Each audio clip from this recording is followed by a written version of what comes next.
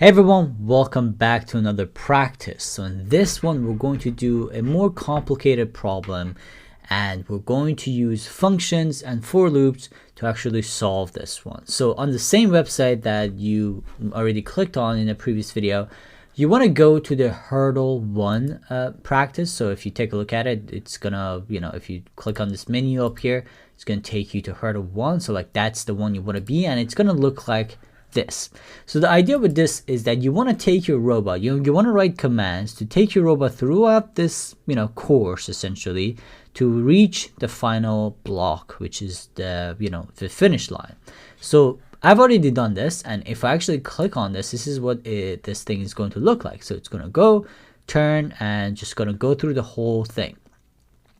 Now, this is actually a pretty interesting practice because one of the things that it's going to allow you to do is, first of all, use the for loops that we've talked about previously, and also you want to use functions, right? Now, if you remember in the previous video, I mentioned that in the Reborg's world, there is no right turn function. So you actually got to make that like exactly the way I explained, and you see it says you're at the correct position. All right, so you have to make this, you have to be able to design it so in a way that it goes through all of these lines, and you can use functions. So try to think about it, try to see how you can actually do it. And again, the keyboard, if you take a look at it, is here, and you can actually see all the possible moves and all the things you can do. For example, you want to use move, obviously you want to use the turn left and all that stuff. So definitely something to look at and try to see how far you can get, and hopefully you can finish it. So let me know if you have any questions. You can pause the video and we'll just move forward after that. So hopefully you try to practice this, and hopefully you try to figure it out. So with that being said, let's get into it. Let me actually try this. Okay, so right now our code is empty and we're gonna start. So the first thing we want to do, if you remember, is that we want to try to move. All right, so let's actually try to do this and see what happens. All right, so we did move once, and now we need to actually turn left. All right, so let's actually do this, turn left, and see what happens. We go, well, let's actually run this. Well, and again, we're just gonna add more steps, right? So I'm just gonna add more and take a look at this one more time. There you go, there we go. So just like that, we went to that. Like this is like our first step. All right, so now next step is turning right. Now obviously we can't do that, and this is where we gotta define our first function. All right, so we can technically just say, there you go, turn right, turn left like 3 times, right? And that's gonna turn us to right, and then we can move, right? If I do this, there you go, and let's try this one more time. Here we go. So we technically did that, but obviously if you want to repeat this over and over in the code, it's gonna be a really long code. So let's actually make a function. All right, so I'm just gonna cut that, and let's just paste it right here and the top, and we're gonna say define, right, turn right. All right, there you go. So just like that, we define the function, and obviously you want to indent it, so that's our function. Now if I replace this right here, let's take a look at it. It's pretty much going to do the same thing and go through that. Awesome. All right, so that's our first one. All right, so let's continue moving now. Let's see what is the next step here. Turn right. All right, so now we're gonna move and we're gonna turn left. So let's try this again. As you see, you want to go this one by one so you visually can actually understand it better. And let's move again, and let's run this one more time. Oh, we gotta turn right here. That's my bad. All right, let's take a look at it one more time.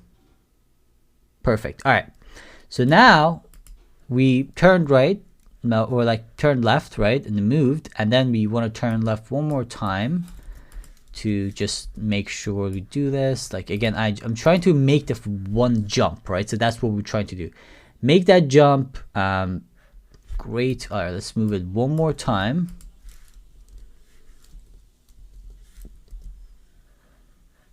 Or actually, let's not do that. Here we go. So just like that, we did one full like jump, right? So we did one full move. Now think about this for a second. If you actually want to do this over and over, right now we can finish this challenge by just like copying this over and over, right? So let's actually just run this and let's take a loop at it. So if I just like copy this over and over, we're pretty much going to go through that whole thing, and again I just have to repeat this 6 times essentially, because there's like 6 jumps. So instead of doing this, another smart thing that we can do is we can actually define another function and turn this entire move into a jump function. All right, so if I define another function, I'm going to call this jump, and we give it a obviously column, and then we want to move this forward, indent it correctly. And the way you indent, by the way, is using command or control on Windows and brackets, like left brackets or right brackets. Right brackets are going to indent, left brackets are going to move it back. So just like that. So left bracket, right bracket. So hold the command or on Mac or control on Windows, and just indent it back and forth. So that's how I do it. So just like that, guys, we defined a jump function now. So now what we want to do is we're just going to repeat this function over and over. Let's do this. There you go. 2, 3, 4, 5, 6. I think 6 is the right one. All right, so let's do this one more time and take a look. And there you go. So this is going to go through every single jump function and go through the hurdle essentially and get to the finish line. So let's see how this works out. So we are at the 5th one. We might actually be one short here, I have a feeling. Well, actually no, we're good. All right, so just like that we reached to the end. Great. So far this is done. Pretty much we are done. So just like that we made 2 functions. The first one was to just like make a turn left, and we used the function that we just created to make another function, right? So again, you can pretty much turn everything to a function in Python. Now here's a problem. If you think about it, we can even make this even cleaner, right? Because we repeated the jump 6 times over. But instead of doing this, we can do something else. We can actually use the for loop which we learned to actually repeat this 6 times. So we're going to say for step, so like whatever, right? You can call it whatever you want. In and range is the function that we're going to be using, and we're going to say 0 to 6, or because again it's 5 steps, right? So like 6 essentially. So like or we can actually just leave it as 6. It's really not a big deal because that goes up to 6. And just like that, we're going to say jump. So essentially what we're telling it is that repeat this 6 times basically. All right, so let's run this one more time and take a look at it. And there you go. It starts with the jump loop, and then it just goes and finds all these functions that it needs to run the code. And just like that, you made this code that could be maybe like 60-70 lines, even more, into maybe a 20-line, 19-line code. Even like if we don't count the spaces, that would be like 15. So just like that, we made this extremely simple. So this is how you use functions. And again, I just wanted to like use everything we've learned so far, especially with the for loops and everything.